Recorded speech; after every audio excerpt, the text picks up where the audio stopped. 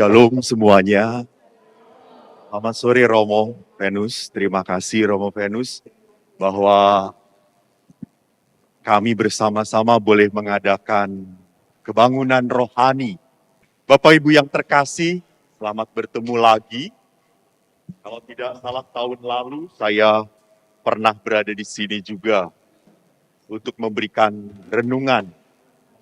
Dan pada sore hari ini, malam hari ini kita bersama-sama akan mencoba merenungkan perjalanan iman kita. Saya jadi ingat, orang beriman itu tidak boleh tolol. Maaf kasar. Jadi kalau orang beriman tolol itu artinya tidak ada virus, jangan nama Yesus, Romo, yang penting berdoa. Jadi kalau kita berdoa, tunjukkan iman Anda di dalam. Ini Katolik semua atau bukan? Iya, kamu nggak bisa menjawab. Tunjukkan iman Anda di dalam. Ibu Helen, bagus sekali. Ibu Helen mengatakan dalam perbuatan. Benar, tunjukkan iman di dalam perbuatan. Jadi, Bapak Ibu yang terkasih, Anda tahu bahwa dalam zaman Yesus selalu ada mujizat. Apakah mujizat masih bisa terjadi saat ini atau tidak? Percaya? Percaya? Sudah selesai tugas saya. Mujizat masih terjadi sampai saat ini, benar. Tapi bagaimana kita bisa melihat mujizat? Mujizat itu ada dua arah. Yaitu apa? Rahmat dan usaha. Kalau salah satu tidak ada, nggak jalan. Kalau kita berusaha tanpa mohon rahmat Tuhan, itu adalah perbudakan. Kita kerja terus, kita memang dapat cuan, istilahnya Bu Helen, cuan. Dapat untung, tetapi kita belum tentu dapat berkat. Jadi kita dapat untung, betul, tapi belum tentu dapat berkat. Karena berkat itu hadirnya bukan dalam rumah yang besar, mobil yang mewah, tidak perlu pakai setir, jalan sendiri. Berkat itu hadirnya di mana? Di sini. Di batin kita.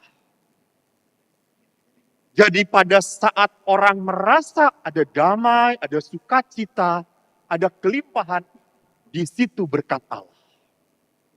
Jadi kalau orang bekerja hanya mencari, tanpa ada rasa damai, tanpa mohon pertolongan Tuhan, maka itu terjadi sebuah perbudakan.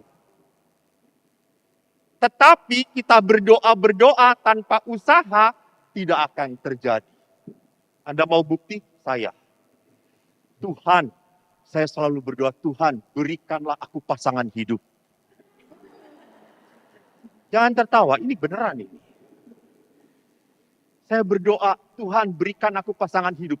Tapi saya tidak pernah berani mengungkapkan kepada perempuan, "Hai, I love you." Nggak berani gue. Kenapa? Takut ditolak. Pada saat saya ngomong, "I love you," no. You are not for me. Gubrak kata saya itu. Jadi kita mau berbicara tentang apa? Ketahanan. Bukan ketahanan pangan. Ketahanan batin saya. Ketahanan hidup saya. Tadi saya misa jam 3 di tempat menginap. Lalu saya jadi ingat, jangan lupa loh, penderitaan itu sudah ada dari dulu sampai sekarang. Masalah lama sebetulnya. Musibah ada dari dulu. Jadi memang akhirnya kita harus mempunyai apa? Mempunyai sesuatu yang bisa kita pegang untuk tetap bertahan. Nah, situasi yang membuat kita terpuruk ini tidak bisa membuat kita diam saja. Maka saya kutip apa dikatakan oleh Yakobus. Berbahagialah orang yang bertahan dalam pencobaan. Sebab apabila ia sudah tahan uji, ia akan menerima mahkota kehidupan yang dijanjikan Allah. Kepada barang siapa yang mengasihi dia. Jadi dalam hidup beriman, dalam hidup panggilan kita, yang penting itu apa? ketahanan. Betul. Anda hidup berumah tangga pun yang penting ketahanan. Cinta udah nggak perlu lagi. Gitu. Maka seringkali saya berpikir, Bu, kalau waktu nikah berapa persen? 100% romo. Sekarang tinggal berapa? 0,009 romo. Apakah kalau gitu kita berhenti dalam menikah? Tidak. Tetap hau cepu, hau cece, kata saya. Enak nggak enak itu pasangan Anda. Ya tapi romo sekarang bentuknya nggak jelas. Gara-gara hidup dengan Anda, pasangan Anda jadi nggak jelas. Jadi saudaraku yang terkasih, mari kita lihat ketahanan itu bukan masalah perasaan. Bukan. Karena perasaan itu up and down. Sama. Kalau kita hidup berdoa pun berdasarkan perasaan, bahaya. Karena pada saat kita senang, kita doa terus, panjang lebar. Tapi pada saat kita tidak senang, terpuruk, merasa doa kita tidak didengar, nggak pernah doa-doa. Bahkan makan pun cuma tunduk doa, Tuhan thank you. Udah makan. Jadi di sini kita harus melihat bahwa hidup rohani itu butuh sebuah ketahanan.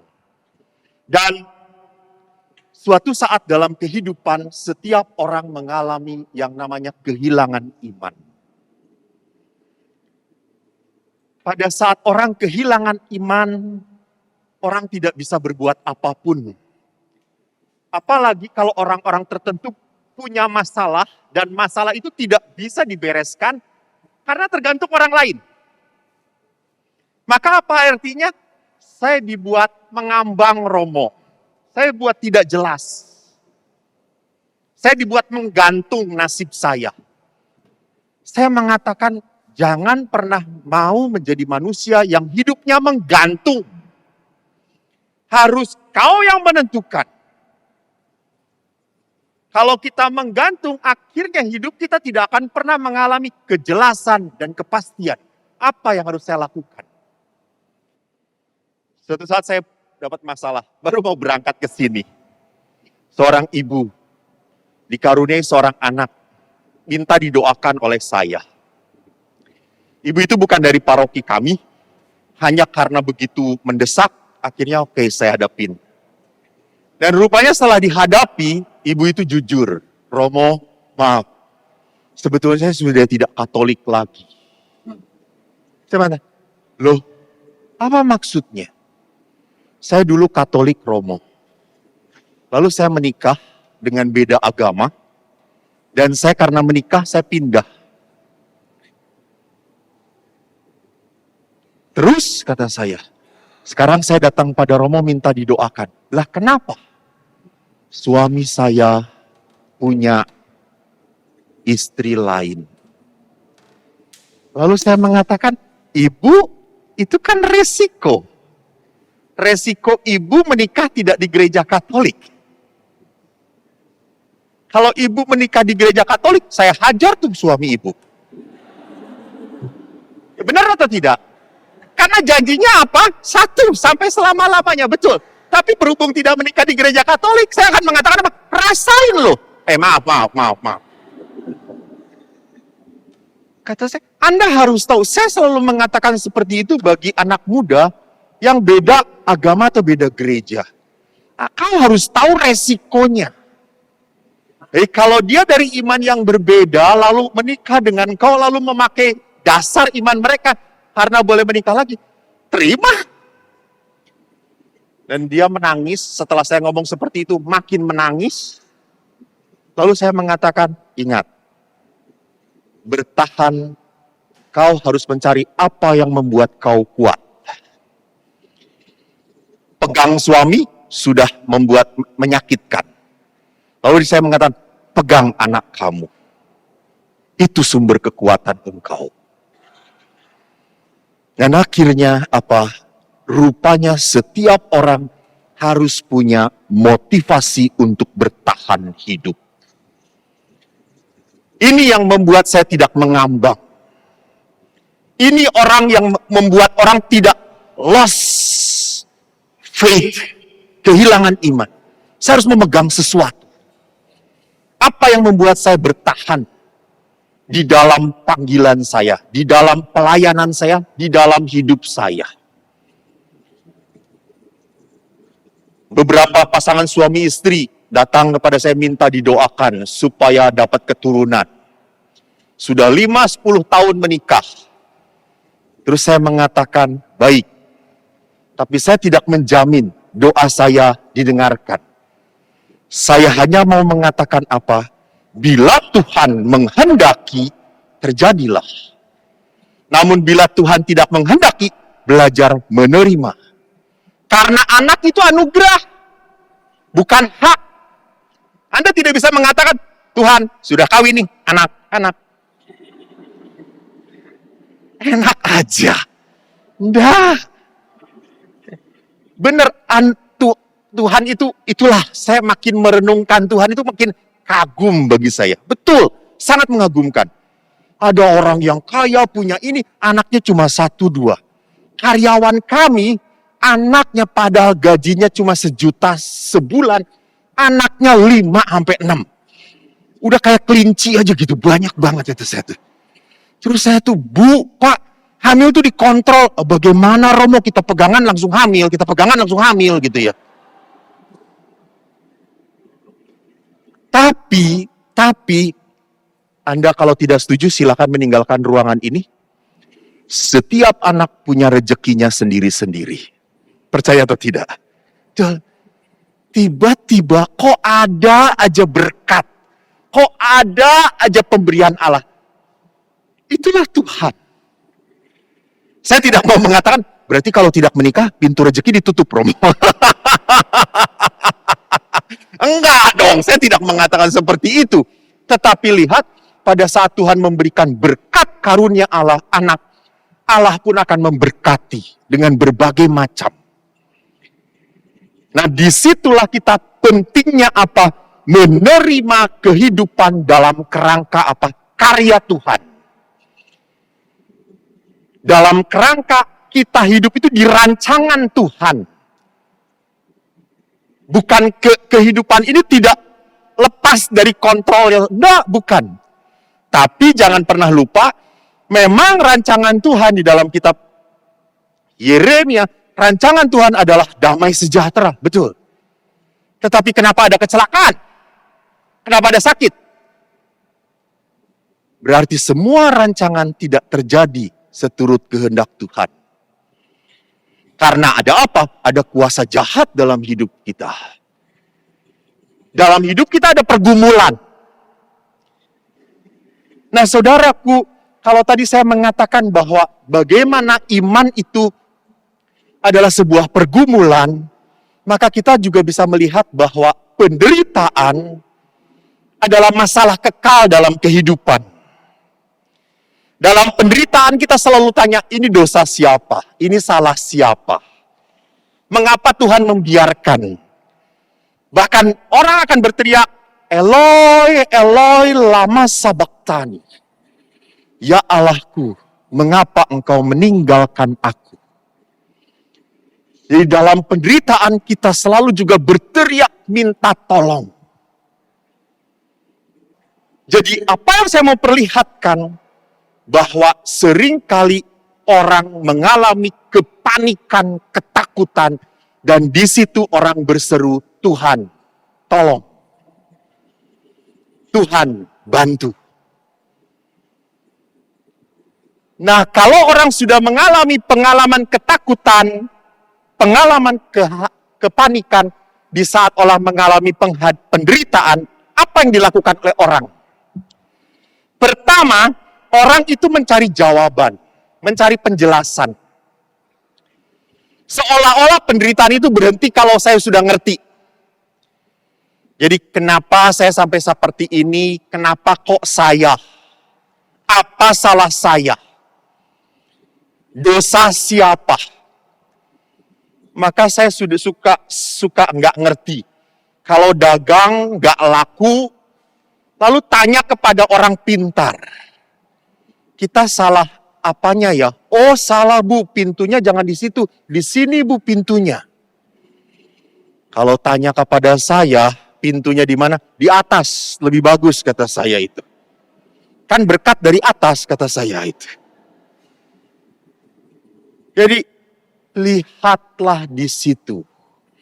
Bahwa orang melihat bahwa segalanya harus dijelaskan. No!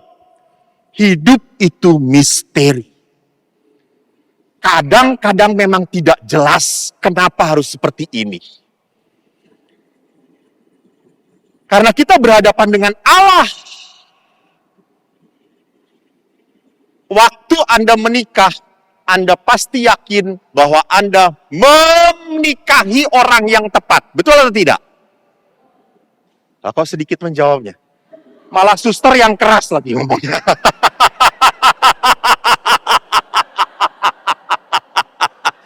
Tidak ada pengalaman tapi punya iman. Aneh, saya tak ngerti. Jadi waktu menikah, kita memang selalu yakin bahwa saya menikah dengan orang yang pas.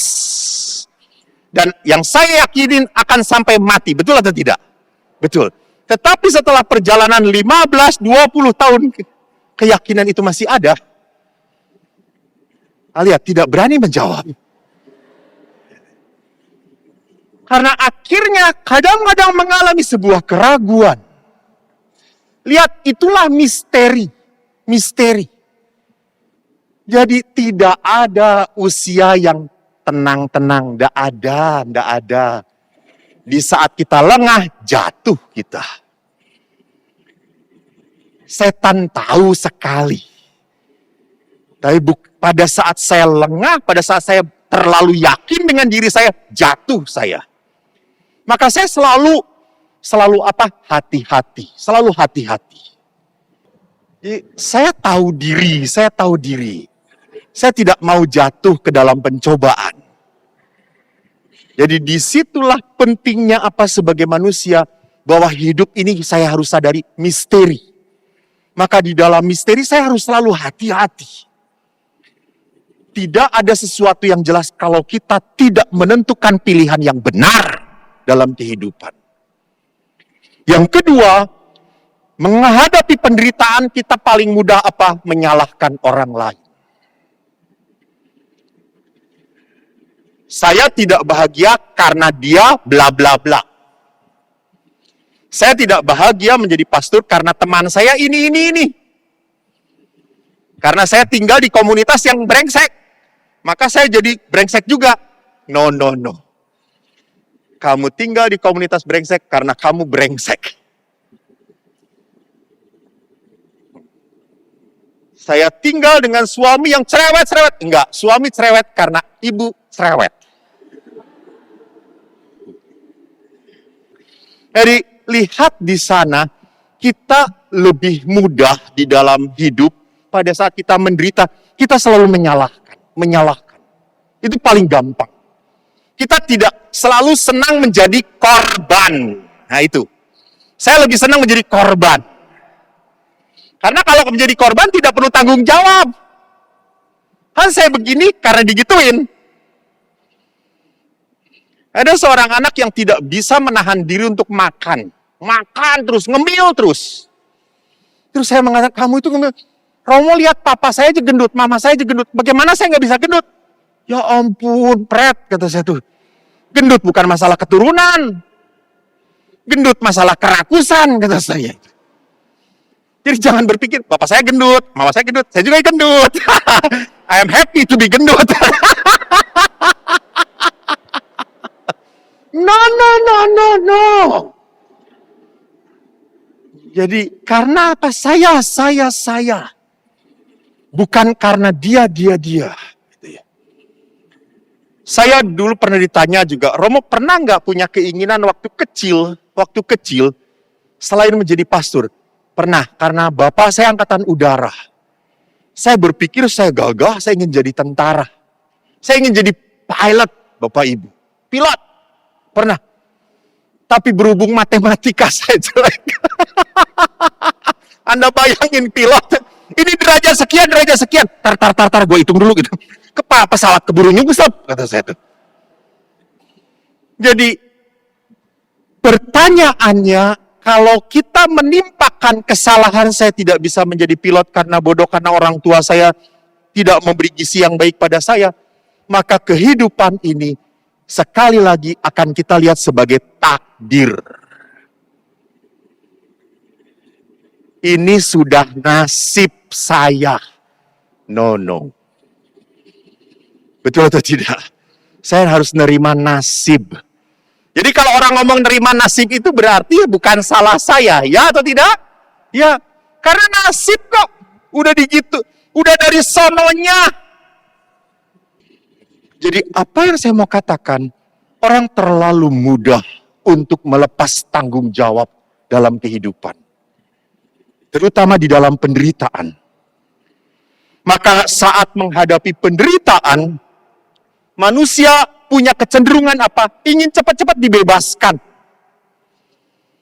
Ingin cepat-cepat selesai penderitaan ini. Bahkan apa yang terjadi, kalau penderitaan itu terlepas, maka saya menyimpulkan Tuhan itu baik.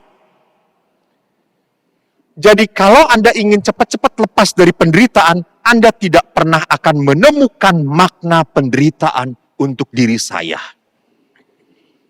Bahwa kenapa Yesus pun di dunia memanggul penderitaan. Karena Yesus mau memperlihatkan kita hanya bisa bertemu dengan kemuliaan Tuhan melalui penderitaan, dalam penderitaan.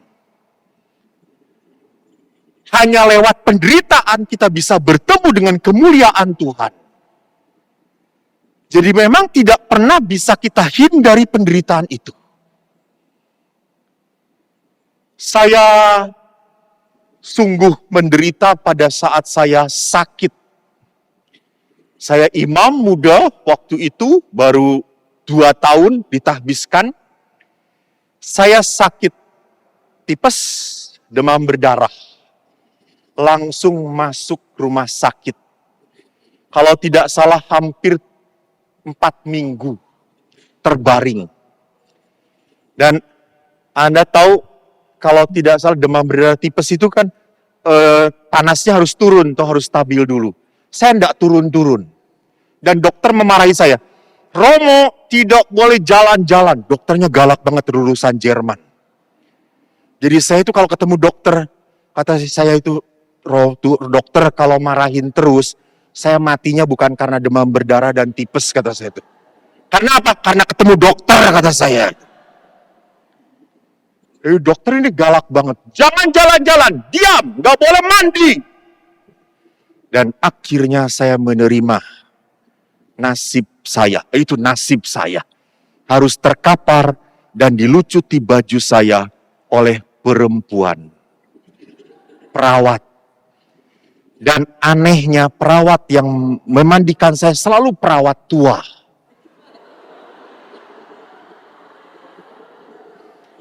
Kata saya itu, suster begitu banyak yang muda, kenapa yang tua selalu jatah saya? Kata saya itu.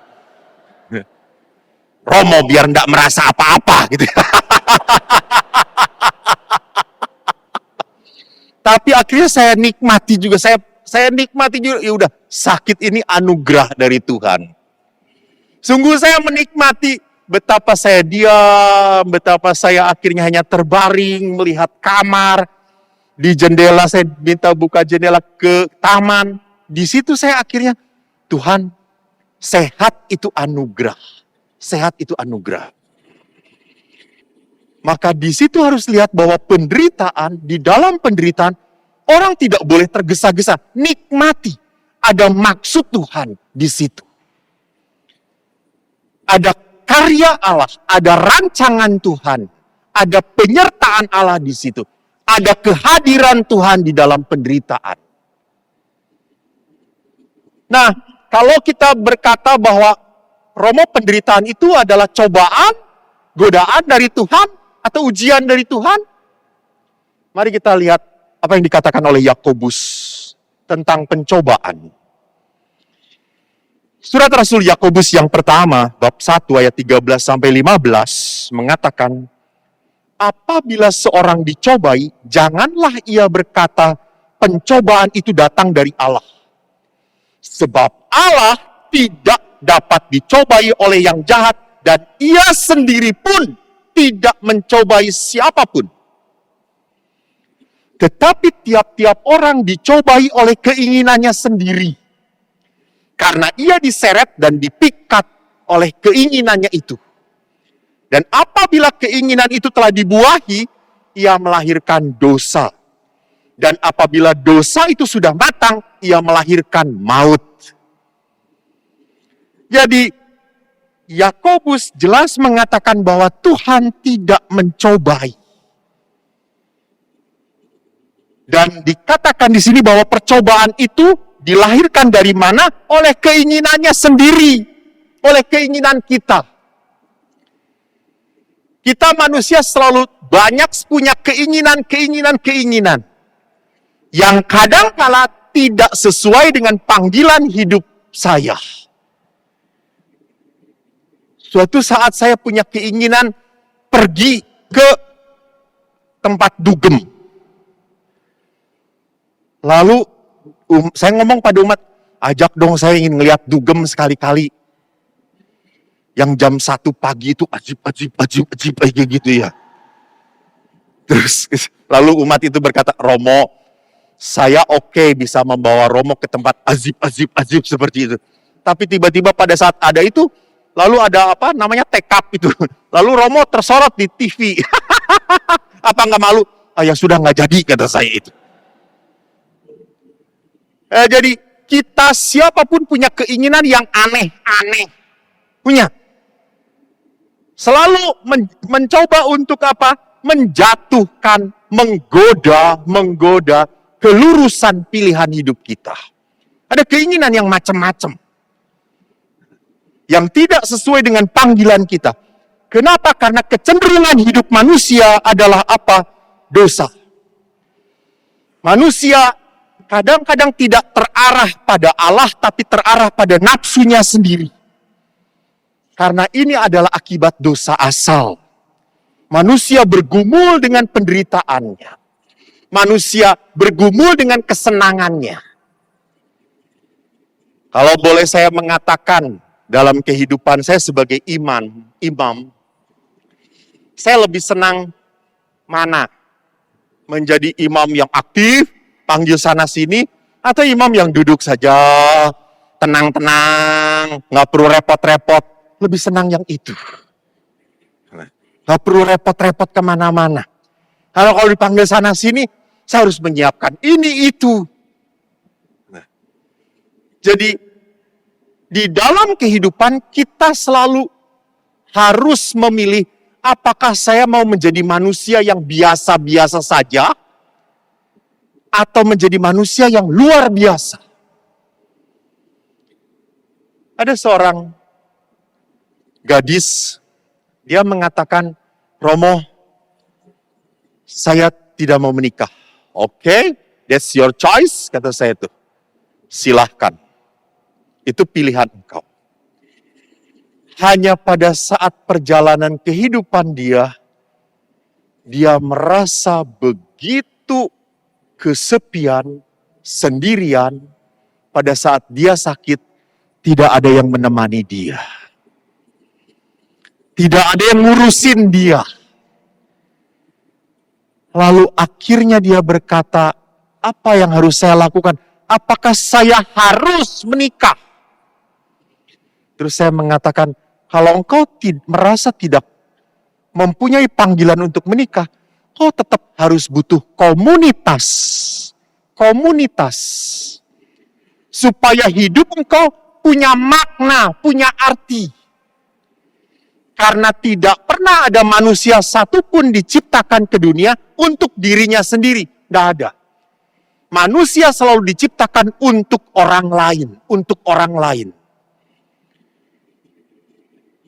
Maka kalau saya memberikan rekoleksi untuk para senior, glamor ya kalau di sini sebutnya, para senior, saya selalu memberikan usulan kepada mereka.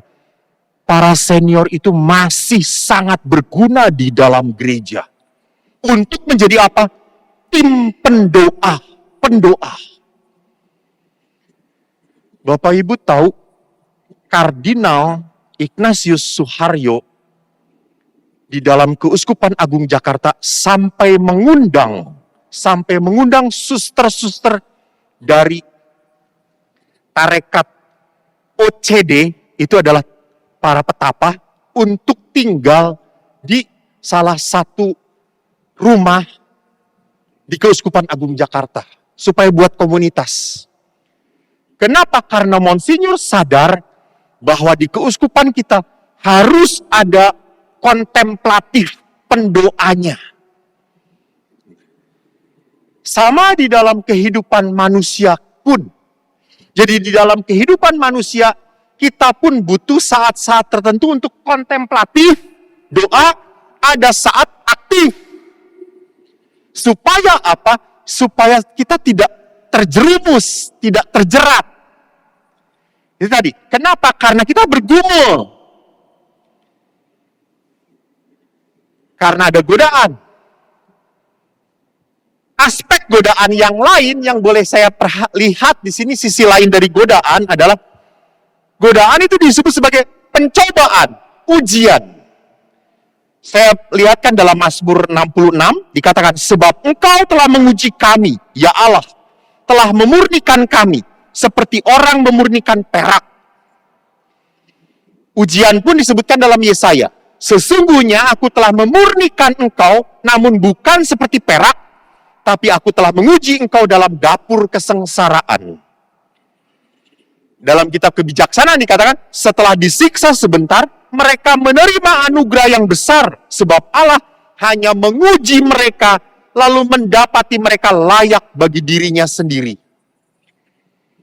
Jadi rupanya di dalam kitab suci ada dua tipe yang berbeda tentang godaan dan ujian. Kalau godaan itu berasal dari iblis. Kalau ujian itu dibiarkan oleh Tuhan. Maka dalam bahasa Inggris, temptation beda dengan put to the test. Jadi temptation itu godaan. Yesus temptation, digoda oleh iblis. Abraham menyerahkan Ishak bukan godaan, itu cobaan, itu ujian. Untuk melihat apa? Keunggulan iman kita. Jadi tujuan godaan itu supaya apa? Supaya manusia jatuh dalam dosa. Tujuan godaan supaya manusia itu apa? Jadi budaknya si jahat. Sedangkan ujian itu untuk mengasah keunggulan iman kita. Ya, jadi lihat di sini, godaan itu adalah membuat manusia supaya terjerat pada dosa. Sedangkan ujian itu adalah sesuatu yang mau meningkatkan iman kita. Kehidupan iman kita. Perlu. Di dalam kehidupan ada hal-hal tertentu yang memang dibiarkan oleh Allah terjadi kepada kita untuk menguji iman kita. Ketahanan iman kita. Romo, kita kan pernah di tahun rohani ya. Kalau ke gereja, Romo selalu, misalkan tiap hari ya Romo kita kan ya. Lalu doa ofisi tiap hari pagi ya, kita jam 5 ya mulai ofisinya. Apakah Romo tidak pernah ngantuk?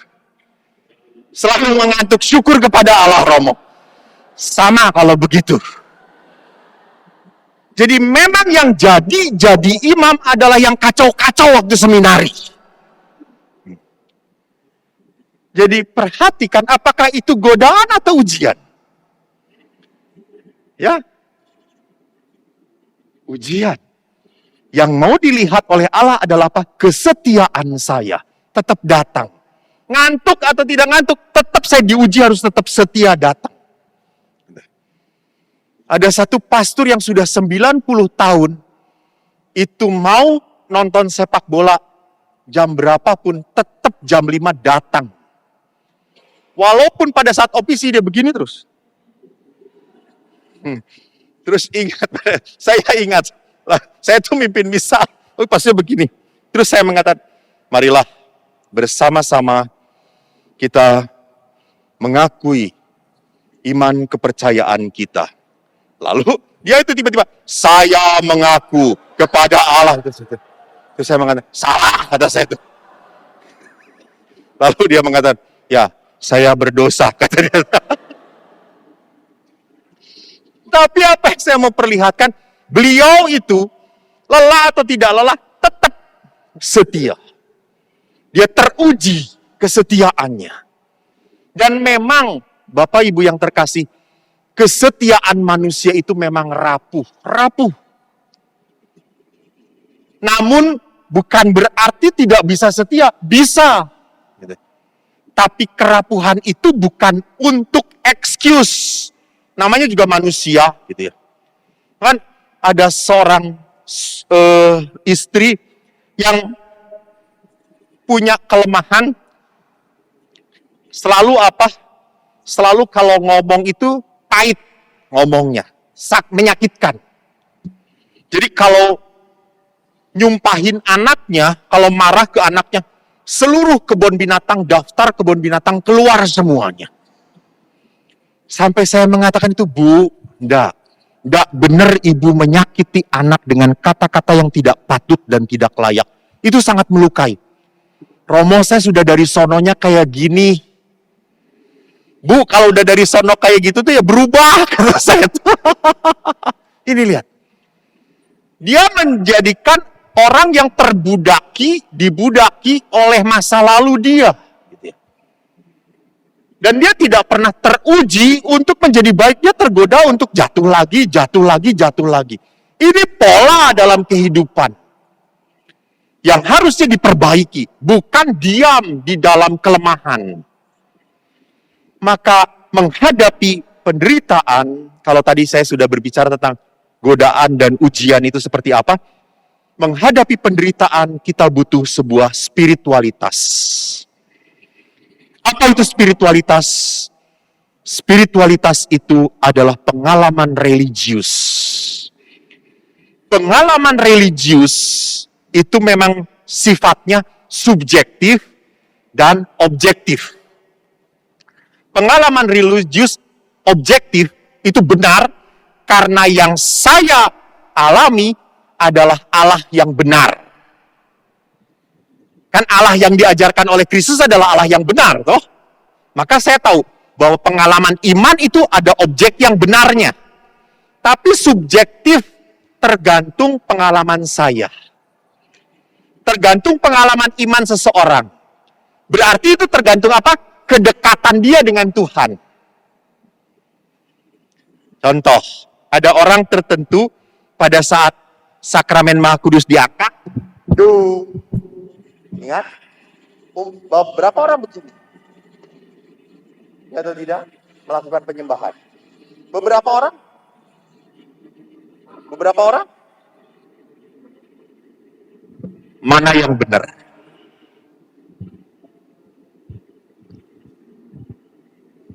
Atau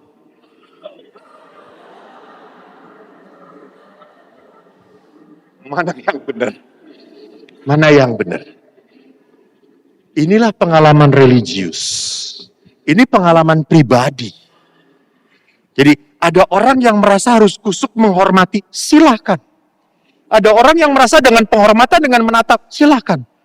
Ada orang yang mengatakan bahwa ini saya menghadapi Allah. Saya tidak pantas, tidak layak harus menunduk. Memang dalam liturgi dituliskan Anda harus memandang dalam liturgi. Jadi kan inilah tubuhku yang dikurbankan bagimu. Yesus tuh ngomong inilah loh, lihat. Jadi bukan inilah. Dalam liturgi memang harus dilihat gitu ya. Tapi melihatnya apakah menyembah atau ya silakan, itu namanya pengalaman religius. Sama ada orang yang masuk ke dalam gereja pun buat tanda salib. Ada yang sembarangan. Ya itu yang seperti yang saya bilang, "Mah, kita duduk di mana?" Lalu terserah papa aja. Lalu anaknya jawab, "Saya nggak mau di depan." Lalu romonya, "Saya juga nggak mau." Pengalaman religius. Jadi ada orang yang dengan tanda salib saja sudah menunjukkan imannya. Ada. Jadi lihat di sini, ini pengalaman iman. Gitu ya. Jadi ada orang-orang tertentu yang memang memakai simbol-simbol Kristiani, dia merasa disertai oleh Tuhan. Ada seorang ibu sering jalan dengan pegawainya. Ibu ini kalau nginap di mana-mana pun selalu punya salib Benediktus. Dan salib Benediktus itu selalu ditaruh di samping dia. Dan ibu itu berdoa dahulu, mohon berkat. Suatu hari ibu itu ke satu daerah ngajar, lupa bawa salib Benediktusnya. Anda tahu pegawainya yang notabene bukan Katolik, pagi-paginya protes. Ibu sih nggak bawa salib itu. Sehingga akhirnya aku tidurnya nggak tenang, aku digoda-goda loh Bu. Ranjangku digerak-gerakin begini. Gitu. Gara-gara ibu nggak bawa salib. Padahal bukan Katolik. Jadi ini pengalaman iman. Jadi pengalaman iman itu dimiliki oleh setiap orang berbeda-beda. Maka pengalaman religius, pengalaman iman ini adalah sebuah kedekatan manusia dengan Allah. Dia hangat, dia merasa sadar bahwa Tuhan menyertai dia. Ini pengalaman religius. Maka pengalaman religius yang benar, yang otentik, selalu membuahkan kepada pertobatan. Jadi pengalaman religius yang sungguh otentik bertemu dengan Allah sebagai pertemuan yang benar selalu membuat manusia berubah. Maka Bapak Ibu, saya amat sering kecewa. Maaf. Kalau beberapa ibu-ibu lapor cerita pada saya, Romo, suami saya prodiakon, rajin sekali pelayanan di gereja. Di rumah itu suruh cuci piring aja susahnya.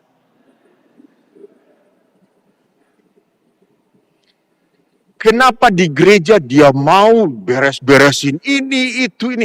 Di rumahnya nyuci piring aja karena enggak punya pembantu. Enggak mau. Semuanya harus dilakukan oleh istrinya. Kamu kan istrinya. Bapak kan prodiakon. Pelayanan saya di gereja cukup, sudah. Ya. Jadi dia memisahkan antara pelayanan gereja dan panggilan di rumah. Ini bukan pertobatan otentik.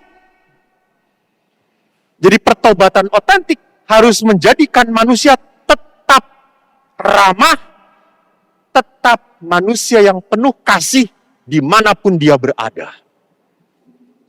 Jadi dia tidak pernah membeda-bedakan antara puji-pujian, hormat, dengan karya kebaikan. Ini pengalaman yang benar. Itu terjadi pada siapa? Yunus, Musa. Maka kalau kita bertanya, adakah Tuhan dalam penderitaan? Kita bisa belajar memahami situasi penderitaan dalam kacamata Tuhan.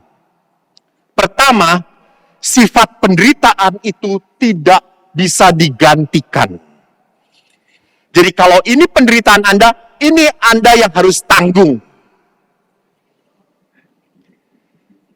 Gak bisa, udah saya saja yang menanggung. Enggak bisa. Ini penderitaan yang harus Anda terima, supaya apa? Teruji iman Anda tadi. Tidak bisa saya mengambil alih dalam penderitaan siapapun. Yang kedua, rupanya penderitaan itu berat atau ringan tergantung disposisi batin. Tergantung keberadaan batin orang tersebut. Saya ingat kata-kata sahabat saya, tergantung keikhlasan.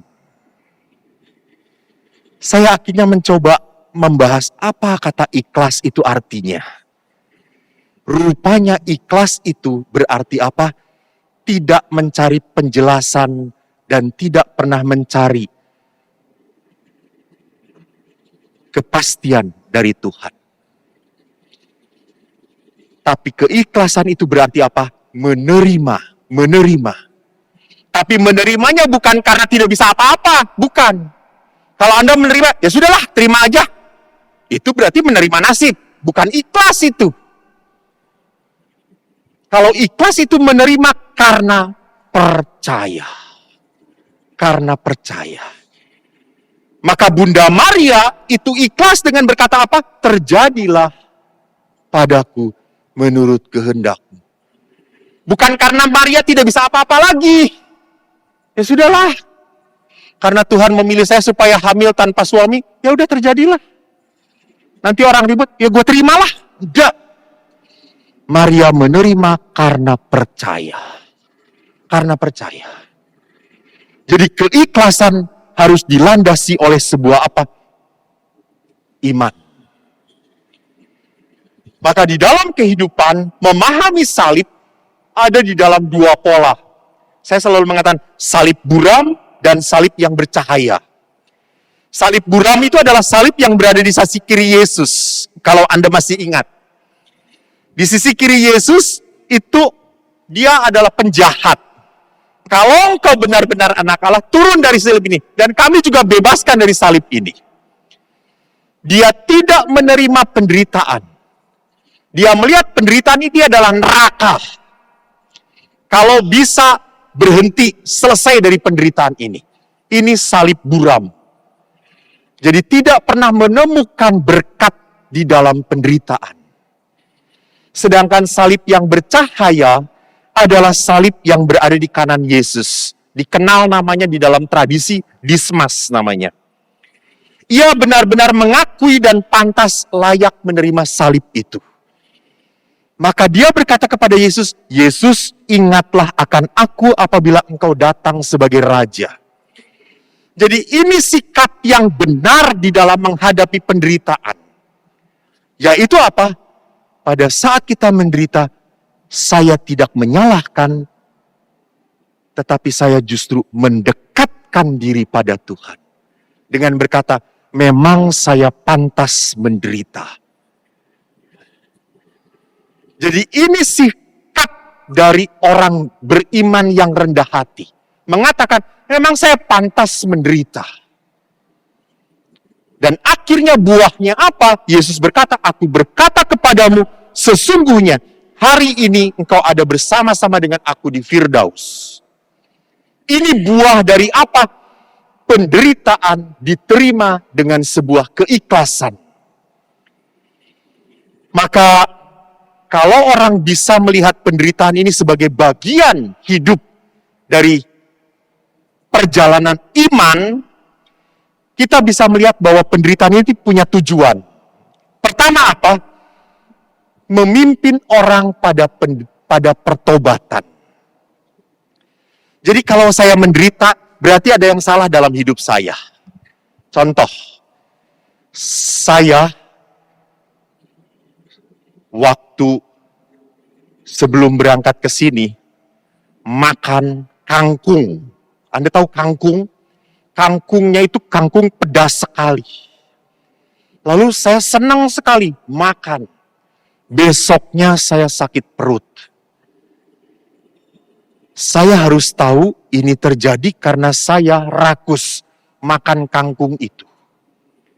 Maka saya melihat apa?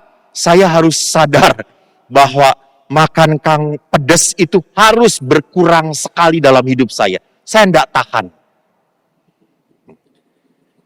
Saya tadi juga diingatkan oleh seorang teman yang rajin nonton YouTube saya. Saya memang tergila-gila makan daging kambing. Seneng banget. Jadi kalau sudah ketemu sate kambing apalagi yang empuk, saya seperti kerasukan setan. Saya makan sepuas-puasnya, pernah saya baru berhenti 25 tusuk. Saking enaknya. Dan malamnya saya tidak bisa tidur. Jantung saya berdebar kencang. Saya karena punya penyakit darah tinggi, di kamar saya punya tensi. Saya tensi, saudaraku, 120 bawahnya. Atasnya saya tidak mau beritahu. Saya benar saat itu saya ketakutan sekali. Saya takut apa? Saya takut mati. Di situ akhirnya saya bertobat, Tuhan tolong saya jangan mati sekarang Tuhan. Gitu. Dan kebetulan sebelah saya pastor senior yang sudah 80 tahun. Lalu saya berkata, kalau mati dia saja Tuhan, kata saya itu. Dia kan sudah tua. Dan setelah saya mengalihkan doa saya seperti itu, akhirnya saya bisa tidur dengan tenang. Dan besoknya saya panik, hidup atau enggak, kata saya tuh pastornya ini. Sampai akhirnya gedor-gedor saya, pastor, gitu. Dia nggak jawab-jawab. Lalu saya gedor keras, pastor, ya. Saya, masih hidup? Masih, kata dia itu. Jadi kalau ada sesuatu yang tidak beres, berarti saya harus merubah pola hidup saya. Sama. Saya pun selalu mengatakan kepada Romo, kenapa kok saya tidak pernah punya pasangan, tidak pernah punya pasangan. I think there is something wrong in you. Entah. Tolong ini saya tidak menyindir sama sekali, tidak menyindir ya. Tapi kalau ada yang terkena ya bertobatlah. Kan pertobatan gitu ya. Berarti ada sesuatu yang harus saya rubah. Mungkin jangan-jangan Anda pernah terluka masa lalu dengan relasi. Sehingga pada saat mau membuka relasi baru, Anda sangat hati-hati banget. Takut ini, takut itu. Gitu. Saya sedih. Sekarang itu anak muda sangat sulit menentukan pasangan hidup. Benar. Karena cusi, milih-milih. Zaman dulu apakah pilih-pilih? Nah, lu kawin dengan ini. Ya udah dah. Dan sampai sekarang bertahan. Walaupun ditahan-tahan. Karena sebetulnya sudah tidak tahan lagi gitu ya. Yang sekarang itu, kalau ada wanita yang minta doakan, Romo tolong doakannya supaya saya dapat jodoh. Yang kayak gimana? Yang rajin, takut pada Tuhan, Romo bisa menafkahi kami keluarga, dia nggak macem-macem, lu akan dapat. Kapan Romo? Nanti di surga, kata saya itu. Kamu mau mencari pasangan atau mau mencari malaikat? Kalau tidak dapat malaikat, carilah malaikat pencabut nyawa gitu ya, sudah. Jadi perhatikan di sini tidak ada di dalam kehidupan kita menemukan orang yang perfect sekali. Kalau jadi ada sesuatu yang nggak beres, berarti saya harus bertobat. Ada sesuatu yang harus saya rubah dalam hidup saya. Kenapa kok saya tidak pernah bahagia hidup dengan pasangan saya? Harus ada yang dirubah dalam hidup Anda, bukan dalam hidup pasangan. Saudara-saudara, jangan pernah lupa. Jangan pernah mencoba merubah orang lain sebelum Anda bisa merubah diri Anda sendiri. Jadi penderitaan itu semata-mata berasal dari apa? Kesalahan dalam diri saya, dalam hidup saya. Yang kedua, penderitaan terjadi dalam hidup kita sebagai apa? Sebagai undangan supaya kita bisa berempati pada penderitaan orang lain. Ingat, kalau kita belum pernah menderita, apakah kita bisa merasakan penderitaan orang lain? Nggak akan pernah. Nggak akan. Tapi kalau kita pernah menderita, pernah tahu rasanya sakit, pada saat melihat orang lain sakit, saya pun akhirnya ikut merasakan apa yang dia alami. Betul atau tidak? Betul. Saya ingat waktu SD. Waktu itu ada yang namanya kalau anak SD study tour. Betul atau tidak? Study tour.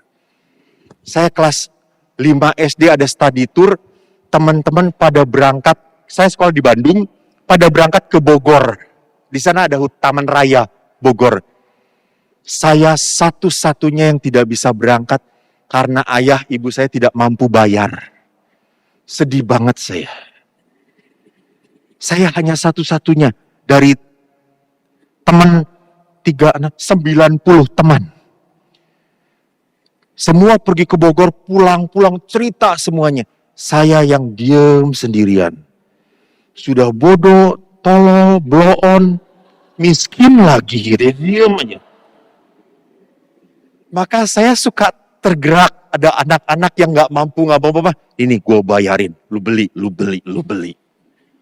Saya suka kasihan gitu, karena saya ngelihat nasib saya di wajah-wajah orang menderita. Gue pernah menderita seperti kamu.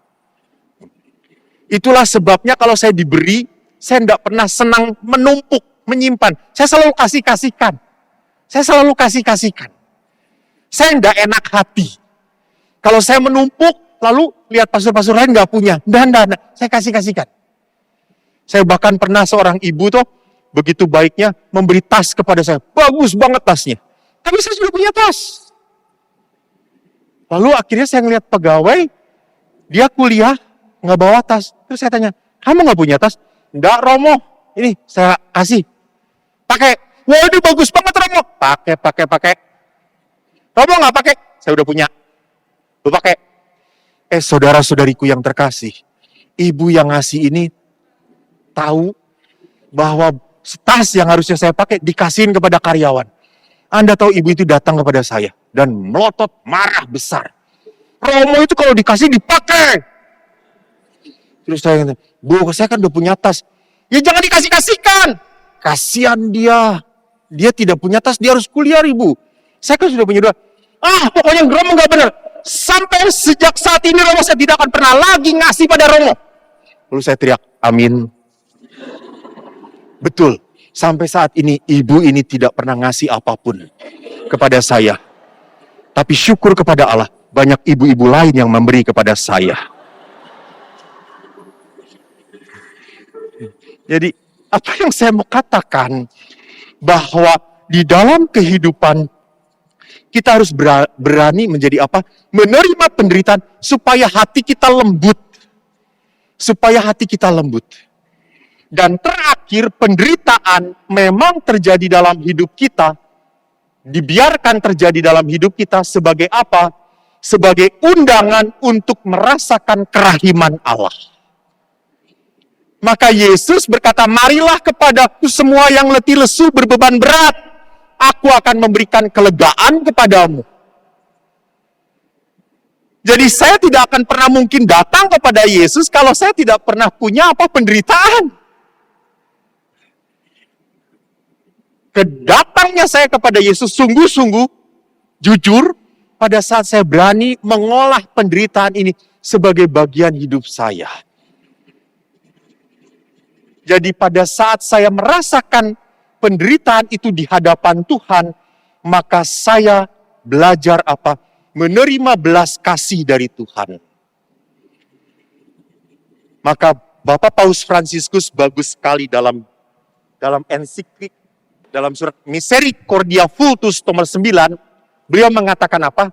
Membuang kemarahan, kemurkaan, kekerasan, dan balas dendam adalah syarat untuk mengalami sukacita. Jadi orang itu harus bisa melepaskan pengalaman sakit. Supaya apa? Mengalami sukacita dari Tuhan. Dan bagaimana caranya melepaskan pengalaman sakit? Kita harus berani kadang-kadang untuk menangis. Jujur dengan perasaan saya. Menangis adalah tanda bahwa hidup saya terpecah. Menangis adalah tanda bahwa hidup saya rapuh. Pengalaman menangis yang paling saya alami adalah pada saat saya ditinggalkan oleh ibu saya. Saya sungguh merasakan kehilangan. Hanya karena saya pastor, saya tidak enak. Masa saya pastor menangis di depan umat? Tapi saya sadar yang meninggal adalah orang yang sangat berarti untuk hidup saya. Maka apa yang saya lakukan pada saat ibu di peti mati, jam 12 malam dikala tidak ada orang, saya sungguh menangis 2 jam sampai jam 2 di depan peti mati ibu. Saya menangis, Tuhan saya tidak terima. Ini adalah orang yang saya sayangi. Dan menangis itu menyembuhkan saya.